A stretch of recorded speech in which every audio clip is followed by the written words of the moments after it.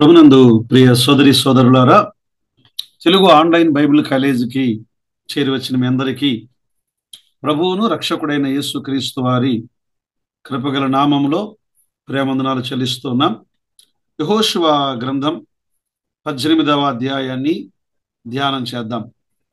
యెహోషువ గ్రంథం 18వ అధ్యాయం. ఇశ్రాయేలీయులు ఆ దేశమును స్వాధీనపరుచుకొనిన తరువాత వారందరూ షిలోహునకు కూడి వచ్చి అక్కడ ప్రత్యక్షపు గుడారము వేసిరి. 2వ వచనం. ఇశ్రాయేలీయులలో స్వాస్థ్యములు ఇంకా పొందని 7 గోత్రములు ఉండేను. పిల్లల ఈ 18వ అధ్యాయానికి ఒక పేరు, శీర్షిక మనం పెట్టుకోగలిగితే,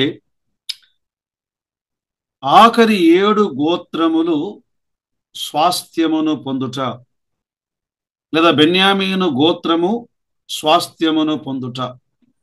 అంటే మిగిలిన 7 గోత్రములు వారు స్వాస్థ్యమును పొందుట. 28 వచనాలున్న ఈ అధ్యాయం 2 భాగాలుగా విభజన చేద్దాం. 1 నుండి 10వ వచనం వరకు 1 నుండి 10వ వచనం వరకు 7 గోత్రముల వారు స్వాధీనపరచుకొనుటకు తడవు చేయుచున్న 7 గోత్రములు. 2వ భాగం 11 నుండి 28 వరకు బెన్యామీను గోత్రము వారి యొక్క స్వాస్థ్యము. బెన్యామీను గోత్రము వారి యొక్క స్వాస్థ్యము. పిల్లల మనం గమనిస్తుండగా యెహోషువ నాయకత్వములో ఇశ్రాయేలు ప్రజలు వాగ్దాన దేశమును వారు జయించి 12 గోత్రములకు దానిని పంచి ఇచ్చుటను మనము ధ్యానిస్తున్నాం. వాగ్దాన దేశము యొక్క విభజన 2 దశలుగా జరిగినట్లుగా చూడగలం. అనగా 5 గోత్రముల వారు ముందుగా స్వాధీనపరుచుకున్న భూమి, అనగా యూదా, యోసేపు గోత్రముల్లో ఉన్న ఎఫ్రాయిము, మనష్షే, రూబేను, గాదు, మనష్షే అర్ధగోత్రపు వారు యోర్దానుకు తూర్పు దిక్కున వారు భూమిని స్వాధీనపరుచుకున్నారు. యూదా, ఎఫ్రాయిము, మనష్షే మిగిలిన అర్ధగోత్రపు వారు యోర్దాను పశ్చిమ దిక్కున వారు భూమిని స్వాధీనపరుచుకొని ఉన్నారు. ఇక మిగిలిన 7 గోత్రముల వారు ఉన్నారు. ఆ 7 గోత్రముల వారు వాగ్దాన దేశమును స్వాధీనపరుచుకొనుటను గూర్చి 18వ అధ్యాయములో మనము గమనిస్తున్నాం. సరే, 2 భాగాలుగా చెప్పుకున్నాం కదా. మొదటి 10 వచనాలు మొదటి భాగం. అంటే 7 గోత్రముల వారు తడవు చేయుట.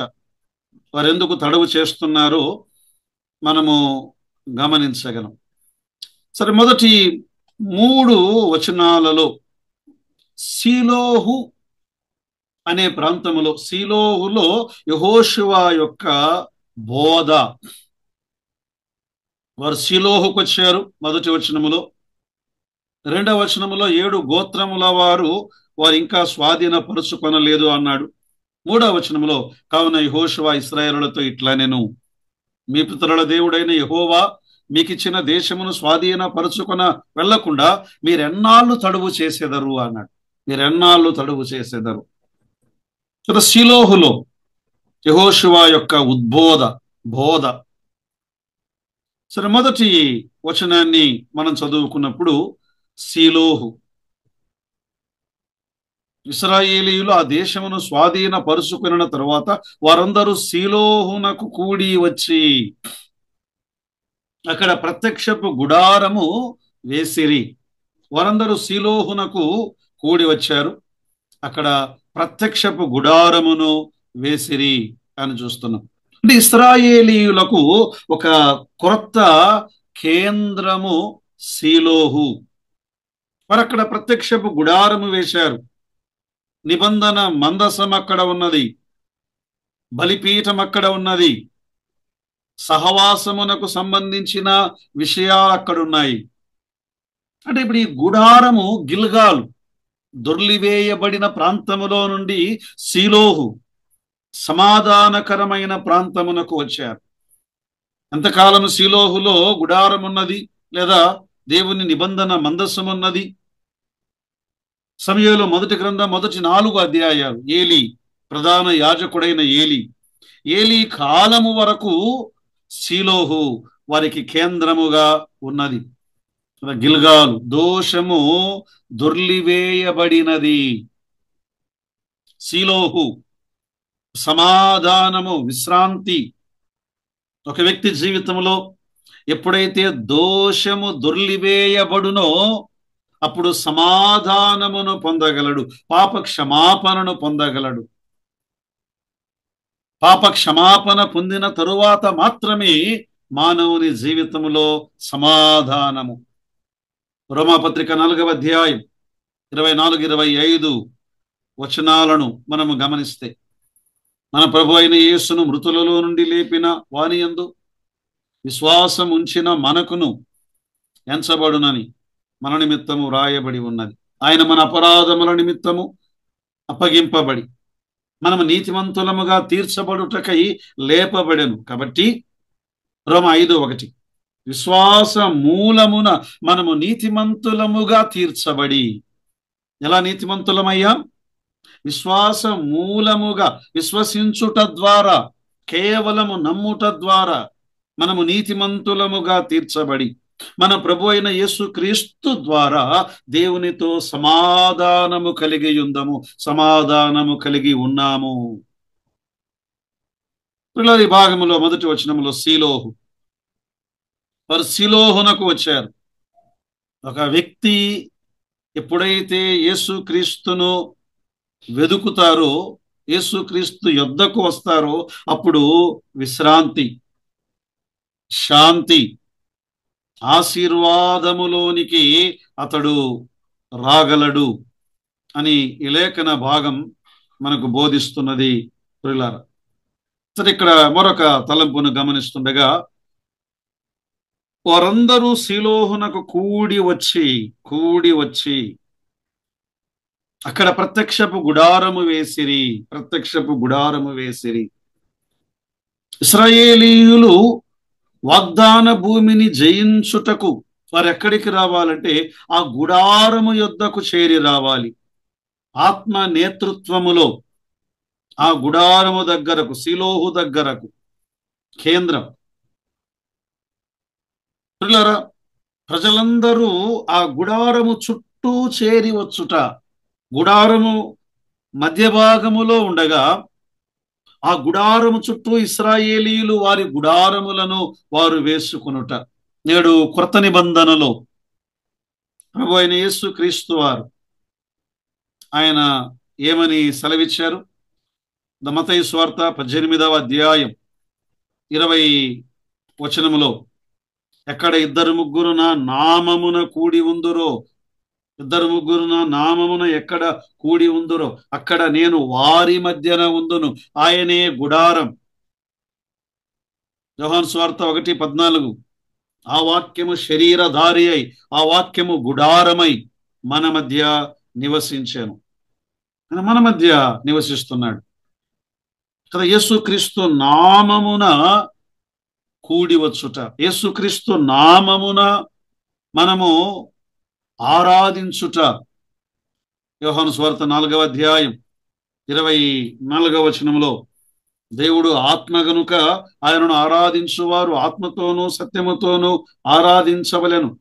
యేసుక్రీస్తు నామమున కూడి వచ్చుట ద్వారా సహవాసం, యేసుక్రీస్తు నామమున కూడి వచ్చుట అనగా ఆరాధించుట, యేసుక్రీస్తు నామమున కూడి వచ్చుట ప్రార్థించుట, యేసుక్రీస్తు నామమున కూడి వచ్చుట సంఘ క్షేమాభివృద్ధి కొరకై మనము చేరి వచ్చుట.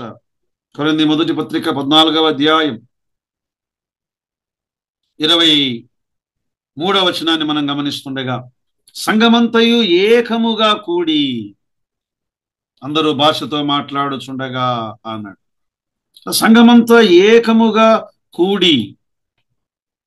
26వ వచనంలో, సహోదరులారా ఇప్పుడు మీలో ఏమి జరుగుతున్నది? మీరు కూడి వచ్చినప్పుడు ఒకడు కీర్తన పాడవలనని ఉన్నాడు, మరి ఒకడు బోధింపవలనని ఉన్నాడు, మరి ఒకడు తనకు బయలుపరచబడినది ప్రకటింపవలనని ఉన్నాడు, మరి ఒకడు భాషతో మాట్లాడవలనని ఉన్నాడు, మరి ఒకడు ఆ భాషకు అర్థము చెప్పవలనని ఉన్నాడు. సరే, సమస్తమును క్షేమాభివృద్ధి కలుగుటకై జరుగనీయుడి కదా.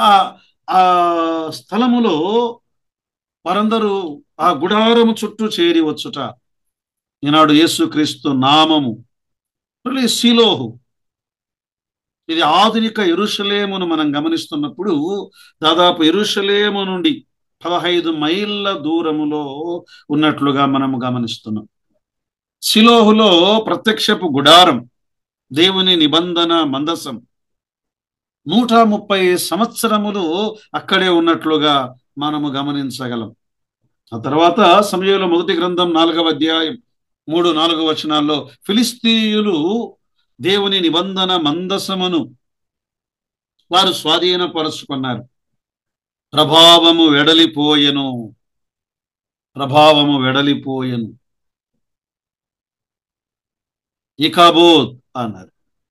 శిలోహు అనగా విశ్రాంతి కదా. ఈనాడు పోరాటాలు ఉన్నాయా? విశ్రాంతి కావాలా? సమస్యలున్నాయా? విశ్రాంతి కావాలా?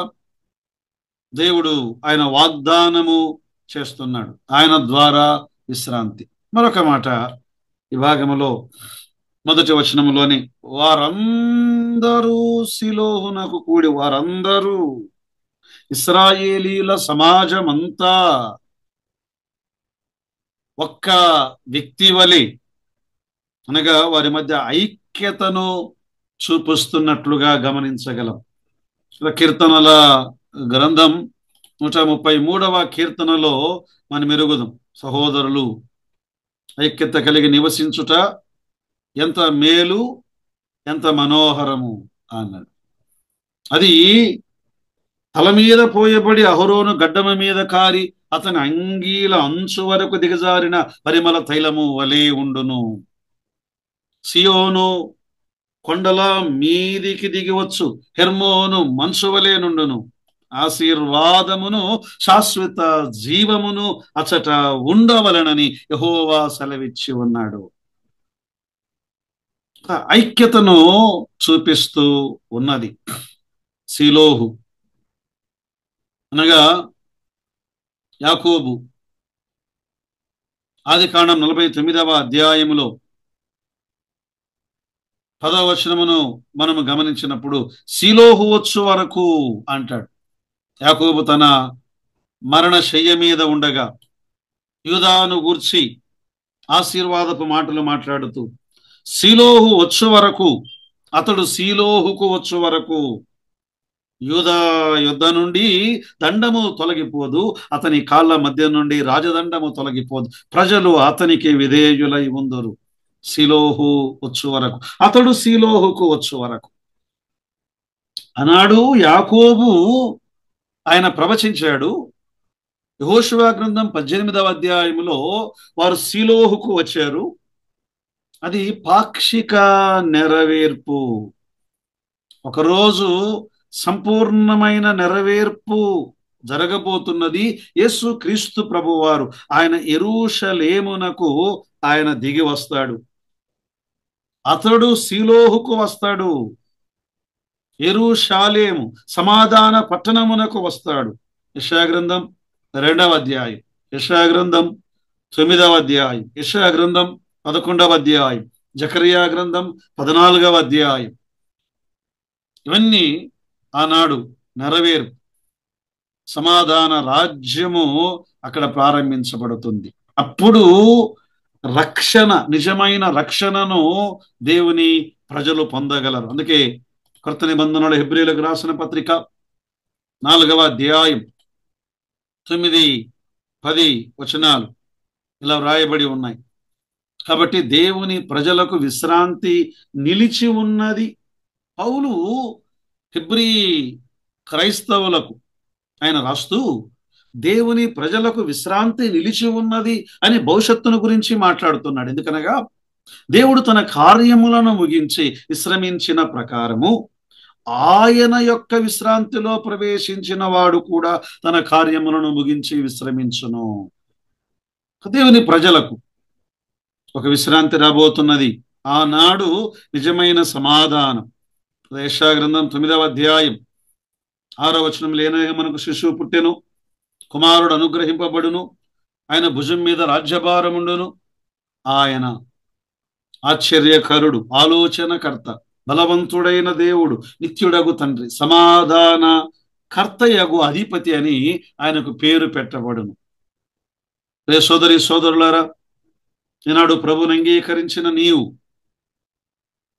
ఆయనను వెదకి, యేసుక్రీస్తుని వెదకి నీ భారమును ఆయన పాదముల యొద్ద ఉంచినప్పుడు ఆయన విశ్రాంతిని అనుగ్రహించువాడు. మత్తయి సువార్త 11వ అధ్యాయం 28వ వచనంలో ఆయన ఏమన్నాడు?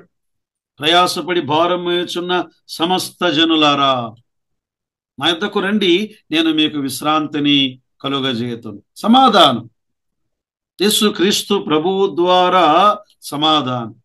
ఎఫెసీ పత్రిక 2:14లో ఆయన మన సమాధానమై ఉండి, యేసుక్రీస్తు ప్రభువు ద్వారా మనకు సమాధానము దైవ గ్రంథములో మనము గమనిస్తుండగా, కొలస్సీలకు రాసిన పత్రిక 1వ అధ్యాయం 20వ వచనములో ఏమనుంది? 19-20 వచనములో, ఆయన యందు సర్వసంపూర్ణత నివసింపవలననియు, ఆయన శిలువ రక్తము చేత సంధి చేసి ఆయన ద్వారా సమస్తమును, అనగా భూలోకమందున్నవైనను పరలోకమందున్నవైనను వాటన్నిటినీ ఆయన ద్వారా తనతో సమాధాన పరుచుకొనవలననియు తండ్రి అభిష్టమాయను. ఎఫెసీ పత్రిక 2వ అధ్యాయంలో యూదులు అన్యులు వారికి సమాధానం యేసుక్రీస్తు ప్రభు ద్వారాని. కొలస్సీ పత్రిక 1వ అధ్యాయంలో పరలోకమందున్నవి గాని భూమి యందున్నవి గాని సమాధాన పరచబడుట యేసుక్రీస్తు ప్రభువు ద్వారాని.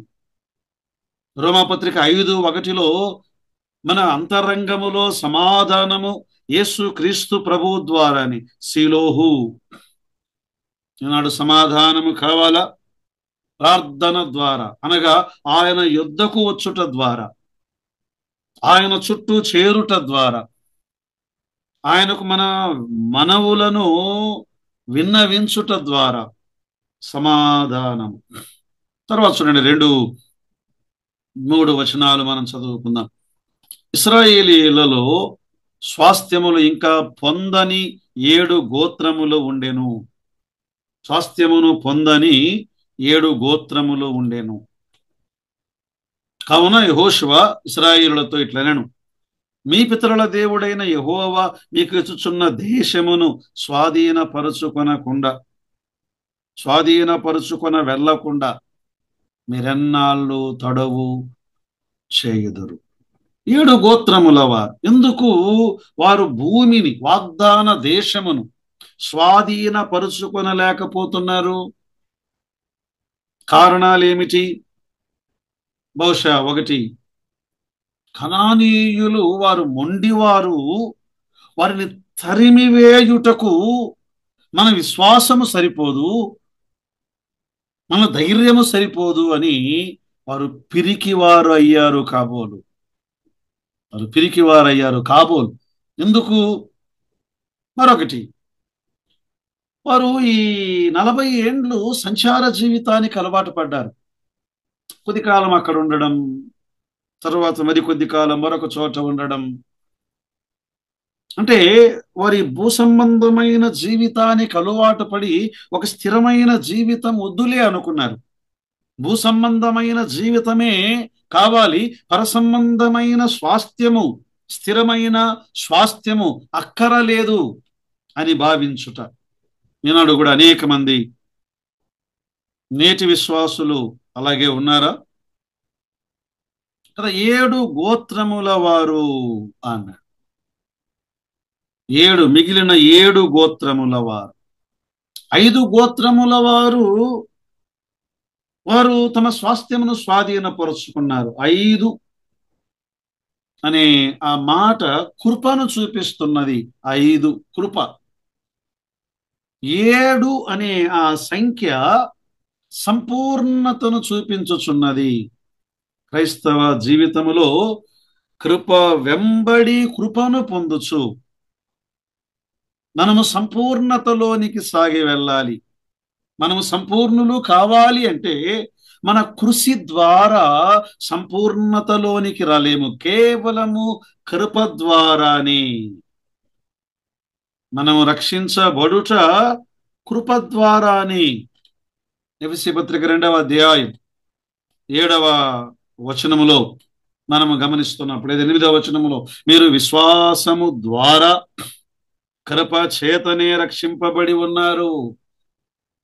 కృప చేతనే రక్షించబడి ఉన్నారు. కేవలం కృప. రోమపత్రిక 3:24లో కూడా ఉంది కదండి. కాబట్టి నమ్మువారు ఆయన కృప చేతనే క్రీస్తు యేసునందలి విమోచనము ద్వారా ఉచితముగా నీతిమంతులని తీర్చబడుచున్నారు. కృప. దేవుడు వారికి ఇచ్చిన వాగ్దాన దేశమును స్వాధీనపరుచుకోవడములో ఇశ్రాయేలీయులు విఫలమవ్వడానికి మరికొన్ని కారణాలను మనం గమనిస్తున్నాం. వారు సోమరులయ్యారు కదా. వారు గమనిస్తుండగా వారు సంచార జీవితాన్ని విడిచిపెట్టడం లేదు. సుఖ భోగములకు వారు అలవాటు పడ్డారు. మాత్రమే కాదు, రెండవది అరణ్యములో వారు ఉండగా వారు ఏ పని చేయకుండా ఆశీర్వాదాలు, ఆశ్చర్యాలు, అద్భుతాలను చూశారు. నేడు కూడా పని చేయకుండా అద్భుతాలు కావాలని కోరుకుని సోమరులుగా వీరిని మనము గమనిస్తున్నాం. మాత్రమే కాదు, పోరాటం. మిగిలిన భూమిని స్వాధీనపరుచుకోవాలి అంటే కనానీయులను వెళ్ళగొట్టాలి, పోరాడాలి. పోరాట జీవితము ఇష్టము లేని వారుగా వీరున్నారు. పిల్లల ఈనాడు కూడా ఇందులో మనకు ఆత్మీయమైన పాఠాలు ఉన్నాయి. మన ఆధ్యాత్మికమైన స్వాస్థ్యమును మనము స్వాధీనపరుచుకోవడానికి మనం సోమరులుగా ఉండకూడదు. ఏం చేయాలి? పని చేయాలి. మత్తయి సువార్త 25వ అధ్యాయం 14వ వచనము నుండి 30వ వచనం వరకు మనం గమనిస్తుండగా, ఒక మనుషుడు దేశాంతరమునకు ప్రయాణమై తన దాసులను పిలిచి తన ఆస్తిని వారికి అప్పగించినట్లు. ఆస్తిని అప్పగించాడు కదా. మీరు వెళ్ళి మీరు ఇంకా సంపాదించండి. 5 తలాంతులు పొందినవాడు 5 సంపాదించాడు. 2 పొందినవాడు 2 సంపాదించాడు. ఒకే తలాంతు పొందినవాడు వెళ్ళి భూమిని త్రవ్వి యజమానుని సొమ్మును పాతి పెట్టాడు. అయితే ఈ 1 తలాంతు గలవాడు భూమిని త్రవ్వి పాతి పెట్టాడే. ప్రభు ఏమన్నాడు ఆ వ్యక్తితో? సోమరివైన చెడ్డదాసుడా. సోమరితనం. దేవుడు అనుగ్రహించిన వాటిని దేవుని నామ ఘనత కొరకై మనం ఉపయోగించాలి. సోమరితనం దరిద్రతను మనకు పరిచయం చేస్తుంది. సోమరితనం. దైవ గ్రంథమును మనం గమనించినప్పుడు సామెతల గ్రంథములో ఈ సోమరితనమును గురించి అనేకమైన మాటలను మనం చూడగలం. సామెతల గ్రంథం 6వ అధ్యాయములో సోమరి ఎందాక నీవు పడుకునేదవు అన్నాడు. 6వ అధ్యాయం 9వ వచనములో సోమరి సోమరి సోమరి ఎందాక నీవు నిద్రించేదవు. 11వ వచనములో దోపిడిగాడు వచ్చునట్లు దరిద్రమును యొద్దకు వచ్చును. సోమరితనము మనలను దరిద్రులనుగా చేసేది. సామెతలు 10వ అధ్యాయం 4వ వచనములో బద్ధకముగా పనిచేయువాడు దరిద్రుడగును అన్నాడు. 12వ అధ్యాయం 24వ వచనంలో సోమరులు వెట్టి పనులు చేయవలసి వచ్చును. సోమరి జీవితాన్ని మనము గమనిస్తున్నప్పుడు 20వ అధ్యాయం 4వ వచనములో సోమరి ఏ పంటను తన జీవితంలో స్వాధీన పరుచుకొనలేడు. పిల్లల సోమరితనాన్ని విడిచిపెట్టాలి. ప్రభువును వెంబడిస్తున్నప్పుడు ఈ భూ సంబంధమైన వాటి మీద మొదటి ప్రాముఖ్యత కాదు, ప్రభువే మొదటి ప్రాముఖ్యత కావాలి.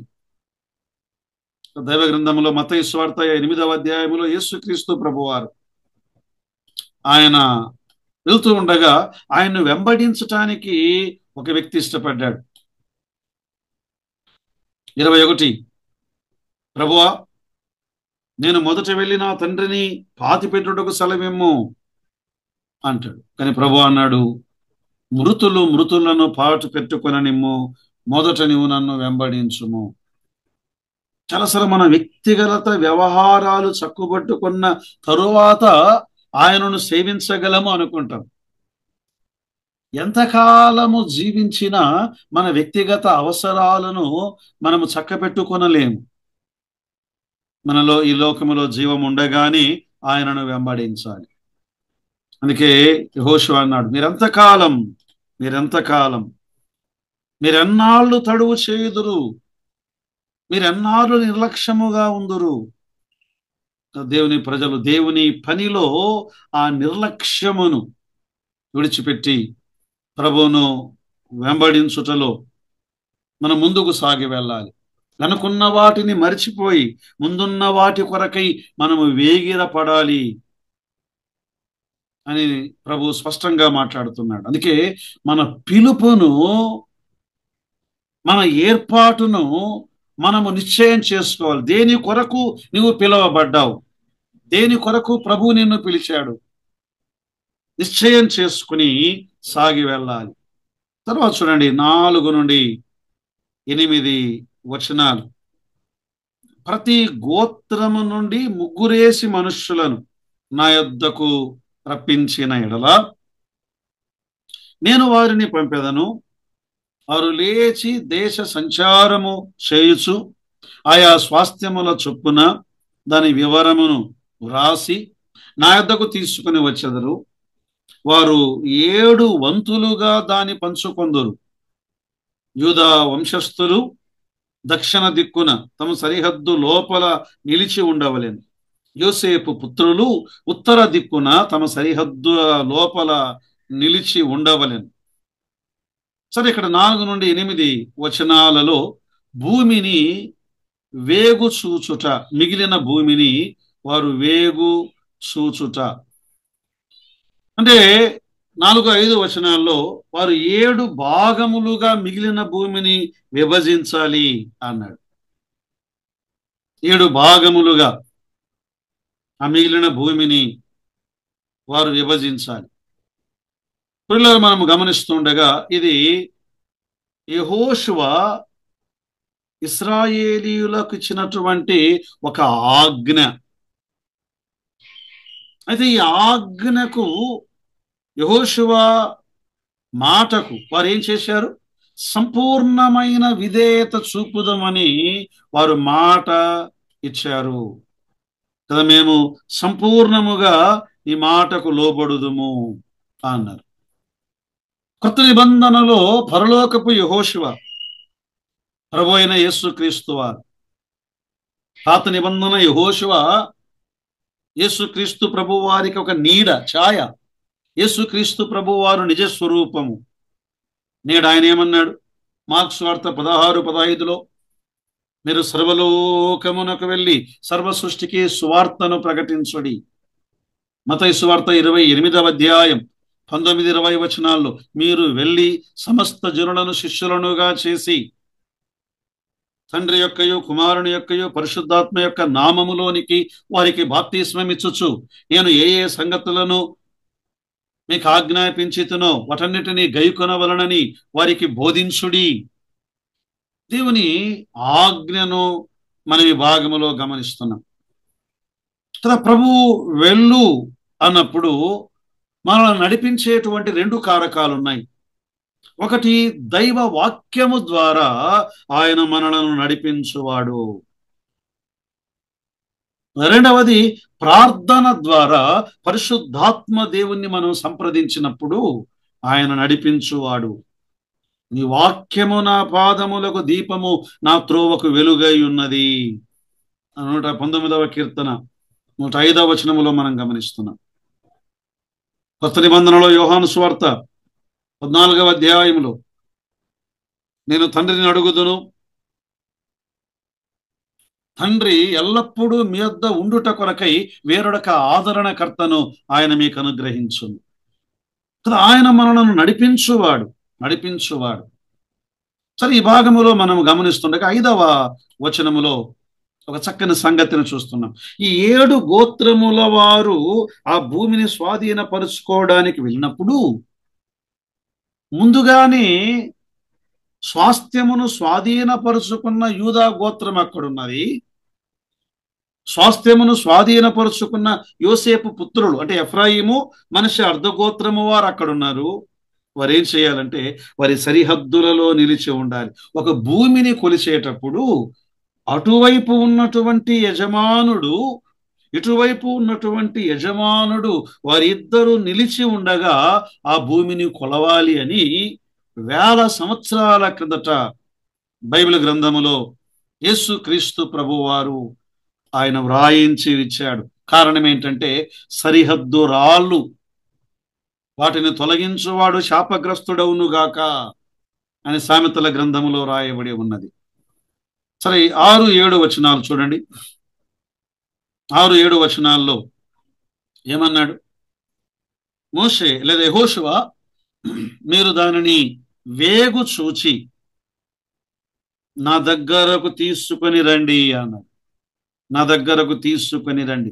మీరు 7 వంతులుగా దాని వివరమును రాసి నా యొద్దకు తీసుకొని రావలెను. నేను ఇక్కడ మన దేవుడైన యెహోవా సన్నిధిని మీ నిమిత్తము వంతు చీట్లు వేసేదను. కదా, ఎక్కడికి తీసుకొని రావాలి? నాయకుడైన యెహోషువ దగ్గరకు దానిని తీసుకొని రావాలి. ఇక్కడ కూడా నాయకుడైన యెహోషువ ఆయన జ్ఞానము గలవాడు. తన జ్ఞానము చొప్పున నేను మీకు పంచి ఇచ్చేదను అని అనలేదు ఆయన. ఏం చేస్తానన్నాడు? నేను ఇదిగో యెహోవా సన్నిధిలో ప్రార్థిస్తాను, చీట్లు వేస్తాను, ఆయన పైన నేను ఆధారపడతాను. యెహోషువ ఇశ్రాయేలు ప్రజలకు గొప్ప నాయకుడు, గొప్ప యుద్ధ వీరుడు. ఆయా గోత్రముల వారికి ఏ ఏ స్వాస్థ్యములు పంచిపెట్టవలెనో తన సామర్థ్యమును, తన జ్ఞానమును ఉపయోగించి పంచిపెట్టినవాడు కాడు. దేవుని సన్నిధిలోనికి వెళ్ళి కనిపెట్టి దేవుని సన్నిధిలో జవాబును పొంది ఆ జవాబు ద్వారా దేవుని స్వాస్థ్యమును దేవుని ప్రజలకు పంచిన ప్రార్థనాపరుడైన దైవ ఆత్మ నడిపింపు గల భక్తి గల నాయకుడు, దేవుని చిత్తము నెరిగినటువంటి ఒక నాయకుడు యెహోషువ. అందుకే సామెతల గ్రంథం 3వ అధ్యాయం 5-6 వచనాల్లో ఏమనుంది? నీ స్వబుద్ధిని ఆధారము చేసుకొనక నీ పూర్ణ హృదయముతో యెహోవా యందు నమ్మిక ఉంచుము, నీ ప్రవర్తన అంతటి యందు ఆయన అధికారమునకు ఒప్పుకొనుము, అప్పుడు ఆయన నీ త్రోవలను సరాలము చేయును. ఏం చేయాలి? మనలను మనము సంపూర్ణముగా ప్రభువుకు అప్పగించుకొనుట. మీ శరీరములను సజీవ యాగముగా ఆయనకు సమర్పించుకొనుడి అని రోమాపత్రిక 12వ అధ్యాయం మొదటి 2 వచనాల్లో మనం గమనిస్తున్నాం. నేటి సంఘాలలో నిర్ణయాలు చేయడానికి, సంఘములో నిర్ణయాలు చేయడానికి దేవుడు నియమించిన స్థానిక సంఘ నాయకులు దేవునిపై ఆధారపడటానికి బదులుగా ఎవరో ఈ సంగతులేమీ ఎరుగని తామే నాయకులుగా పిలువబడి వారిపైన ఆధారపడుతున్నారు. ఎవరిపైన ఆధారపడుతున్నావు? ఇందులో స్థానిక సంఘ నాయకుల స్వార్థము ఉన్నది. వాటి పైన పెద్దలుగా చలామణి అయ్యేటువంటి వారి స్వార్థము ఉన్నది. దేవుని స్థానములో వారు నిలబడ్డాము అనుకుంటున్నారు. అందుకే పౌలు అన్నాడు, దైవజ్ఞానము గలవాడు మీలో ఒకడైనను లేడా? మీరు ఈ లోకమునకు తీర్పు తీర్చవలసిన వారు, దేవదూతలకు తీర్పు తీర్చవలసిన వారు. పిల్లరా, అందుకే దేవుని పైన ఆధారపడుట మనము నేర్చుకోవాలి. 7వ వచనములో లేవీయులకు మీ మధ్య ఏ వంతును కలుగదు, యెహోవాకు యాజక ధర్మము చేయుటే వారికి స్వాస్థ్యము. గాదీయులను, రుబేనీయులను, మనష్షే అర్ధగోత్రపు వార్దును, యోర్దాను అవతల తూర్పు దిక్కున యెహోవా సేవకుడైన మోషే వారికి ఇచ్చిన స్వాస్థ్యములను పొంది ఉన్నారు కదా. ఇక్కడ యెహోషువ రూబేను, గాదు, మనష్షే అర్ధగోత్రపు వారు పొందిన స్వాస్థ్యమును గురించి మాట్లాడుతున్నాడు. సంఖ్యాకాండం 32వ అధ్యాయంలో వారు మోషే దగ్గరకు వచ్చాయా, మాకు పశువులు మందలు ఉన్నాయి, ఇక్కడ సమృద్ధిగా గడ్డి ఉన్నది, మేము ఆ వాగ్దాన దేశానికి రాలేము, అక్కడ ఉందో లేదో ఇంత గడ్డి అని పశువులను గూర్చి ఆలోచించారు, గడ్డిని గూర్చి ఆలోచించారు. పాలు తేనెలు ప్రవహించే దైవ సన్నిధి కలిగిన వాగ్దాన దేశమును విడిచిపెట్టారు. యేసు ప్రభు కాలానికి వారే గదరేనీయులు, గాదు, రూబేను, గదరేను పందులు మేపే యజమానులుగా మారిపోయారు. దయ్యములకు నిలయమైన స్వాస్థ్యముగా వారు ఉండిపోయారు. ఆలోచన చేయండి. దేవుడిచ్చే స్వాస్థ్యము ప్రారంభములో ఎడారి వలె కనబడవచ్చు, కానీ విశ్వాసము ద్వారా అందులో జీవ జల నదులు ప్రవహిస్తాయి. నమ్మాలి. దేవునితో వారి సంబంధం, దేవుని యొక్క సన్నిధి, వారి ఆశీర్వాదము పొందటానికి, దీవెన పొందటానికి మార్గమవుతుంది. అక్కడ లేవీయులను గురించి చెప్పాడు. లేవీయులకు ఇశ్రాయేలీయులలో స్వాస్థ్యము లేదు, అయితే లేవీయులను పోషించే బాధ్యతను ఇశ్రాయేలీయులకు దేవుడు అప్పగించాడు. సంఖ్యాకాండం 18వ అధ్యాయం, సంఖ్యాకాండం 18వ అధ్యాయం 20వ వచనాన్ని మనం గమనించినప్పుడు, వారు దేశములో నీకు స్వాస్థ్యము కలుగదు, వారి మధ్య నీకు పాలు ఉండదు, ఇశ్రాయేలీయుల మధ్య నీ పాలు నీ స్వాస్థ్యము నేనే అన్నాడు. ద్వితీయోపదేశకాండం 18వ అధ్యాయం, యాజకులైన లేవీయులకు అనగా లేవీ గోత్రము వారికి అందరికీ ఇశ్రాయేలులతో పాలైనను స్వాస్థ్యమైనను ఉండదు, వారు యెహోవా హోమ ద్రవ్యములను తిందురు, వారు యెహోవా హోమ ద్రవ్యములను తిందురు, వారి స్వాస్థ్యము నేనే అన్నాడు. మరి క్రొత్త నిబంధనలో ఈనాడు కొందరు ఏమంటున్నారు, సేవకుని పాలేది? పౌలు కొరింథీయులకు రాసిన మొదటి పత్రిక 9వ అధ్యాయములో ఏమన్నాడు? 4వ వచనం, తినుటకును త్రాగుటకును మాకు అధికారము లేదా? 7వ వచనం, ఎవడైనను సొంత ఖర్చు పెట్టుకొని దండులో కొలువు చేయున, ద్రాక్ష తోట వేసి దాని ఫలము తినని వాడెవడు? మందను కాచి మంద పాలు త్రాగని వాడెవడు? దైవ సేవకులు ఎలా పోషించబడాలో ఈ భాగములో తేటగా ఆయన వివరించాడు. సువార్త ప్రకటించువాడు సువార్త వలన జీవింపవలనని ప్రభువు నియమించి ఉన్నాడు. ఇది పెద్దలు నియమించింది కాదు. ఈనాడు రకరకాలుగా మారిపోయింది. పెద్దలు వారికి జీతం ఇస్తారు. జీతం ఇవ్వడానికి నీవు పెట్టుకున్న సేవకుడువా, దేవుడు పెట్టిన సేవకుడా? మరికొంతమంది నాడు సభల ద్వారా పోషించబడాలి, స్థానిక సంఘాల ద్వారా కాదు అని భలే బోధిస్తున్నారు. సభల ద్వారా కాదు సుమి, స్థానిక సంఘం. సభల్లో ఎంతమంది?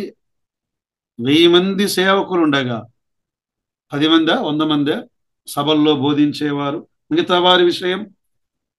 కాబట్టి నూర్చెడు ఎద్ది మూతికి చిక్కము పెట్టవద్దు. వీటన్నిటి విషయములో ఒకరోజు దేవుని న్యాయపీఠం ఎదుట, క్రీస్తు న్యాయపీఠం ఎదుట బోధకులారా లెక్క అప్పగించాలి, పెద్దలారా లెక్క అప్పగించాలి, అలాగే సేవకులారా మీరు కూడా లెక్క అప్పగించాలి. మనమందరము క్రీస్తు న్యాయపీఠం ఎదుట లెక్క అప్పగించాలని దేవుడు చెప్పాడు. కొరింథీ 2వ పత్రిక 5వ అధ్యాయం 10వ వచనములో, ఎందుకనగా తాను జరిగించిన క్రియల చొప్పున అవి మంచివైనను సరే చెడ్డవైనను సరే దేహముతో జరిగించిన వాటి ఫలమును ప్రతి వాడును పొందునట్లు మనమందరము క్రీస్తు న్యాయపీఠం ఎదుట ప్రత్యక్షము కావాలని. లేవీయుల స్వాస్థ్యం. ఈనాడు మన ప్రధాన యాజకుడు ప్రభు అయిన యేసు క్రీస్తు వారే. హెబ్రీయులకు రాసిన పత్రిక అంతటిలో కూడా ప్రభు అయిన యేసుక్రీస్తు వారి యాజకత్వమును గురించి అద్భుతంగా వ్రాయబడి ఉన్నది. 4వ అధ్యాయం 14, 15, 16 వచనాల్లో ఆకాశ మండలము గుండా వెళ్ళిన దేవుని కుమారుడైన యేసును గొప్ప ప్రధాన యాజకుడు మనకున్నాడు. ధర్మశాస్త్రాన్ని నెరవేర్చటానికి ఆయన భూమిపై మానవుడుగా జీవించినప్పుడు ఆయన ఎలా జీవించాడు? తండ్రి పైన ఆధారపడినవాడు. లేవీయులు కూడా దేవుని పైన ఆధారపడాలి. మత్తయి సువార్త 8:20లో తండ్రి పైన ఆధారపడినవాడు. లేవీయుల మాదిరిగానే నేడు ఆయన ప్రజలు యాజకత్వమును చేసేవారుగా ఉన్నారు. పేతురు మొదటి పత్రిక 2వ అధ్యాయం 5వ వచనములో పరిశుద్ధ యాజకులు అన్నాడు. 2వ అధ్యాయం 9వ వచనములో రాజులైన యాజక సమూహము అన్నాడు. లేవీయుల మాదిరిగానే ప్రతి విశ్వాసి పరలోకములో తమ ధనమును నిలువ చేసుకోవాలి. మత్తయి సువార్త 6వ అధ్యాయం 19-20 వచనాల్లో ఈ భూమి మీద ఈ ధనమును చిమ్మెట కొట్టివేయును అన్నాడు. లేవీయుల మాదిరిగానే ఈనాడు నమ్మిన మన స్వాస్థ్యము ఆయనతో మనము కలిగి ఉన్న సంబంధమే. 16వ కీర్తన 5వ వచనములో యెహోవాయే నా స్వాస్థ్యము, నా పానీయ భాగము, నన్ను పోషించువాడు అన్నాడు. ప్రియులారా, ఈనాడు లేవీయులకు స్వాస్థ్యము లేదు అంటే ప్రతి విషయములో ఆయన పైన ఆయనకు అప్పగించాలి. ఫిలిప్పీయులకు రాసిన పత్రిక 4వ అధ్యాయం 6వ వచనం 7వ వచనం దేనిని గురించి చింతపడకుడి గాని ప్రతి విషయములోను ప్రార్థన విజ్ఞాపనముల చేత మీ విన్నపములను దేవునికి తెలియజేయుడి. అప్పుడు సమస్త జ్ఞానమునకు మించిన దేవుని సమాధానము మీ హృదయములకును మీ తలంపులకును కావలి ఉండును అన్నాడు. మన అవసరాలను ఆయన తీర్చేవాడు. మన అవసరాలను తీర్చేవాడు ఆయనే. ఆయన పైన మనం ఆధారపడుట. అందుకే ఫిలిప్పీ పత్రిక 4వ అధ్యాయం 18వ వచనములో ఏమన్నాడు? నాకు సమస్తము సమృద్ధిగా కలిగి ఉన్నది. ఓ ఫిలిప్పీయులారా, మీరు పంపిన వస్తువులు ఎఫ్రదీతు వలన పుచ్చుకొని ఏమీయూ తక్కువ లేక ఉన్నాను. అవి మనోహరమైన సువాసనయు దేవునికి ప్రీతికరమైన యాగములునై ఉన్నవి. 19వ వచనం కాగా దేవుడు తన ఐశ్వర్యము చొప్పున క్రీస్తు యేసునందు మహిమలో మీ ప్రతి అవసరమును తీర్చును. ప్రియులారా, లేవీయుల స్వాస్థ్యమాయనే. ఈనాడు ప్రభుని అంగీకరించిన దేవుని పిల్లల స్వాస్థ్యము ఆయనే. ఆయన పైన ఆధారపడి ఆయన ద్వారా పోషించబడి ఆయన పిలిచిన పిలుపుకు తగినట్లుగా సాగి వెళ్ళుటకు పరిశుద్ధాత్మ దేవుడు మనకు కృపను సహాయమును దయచేయునుగాక. ఆమేన్.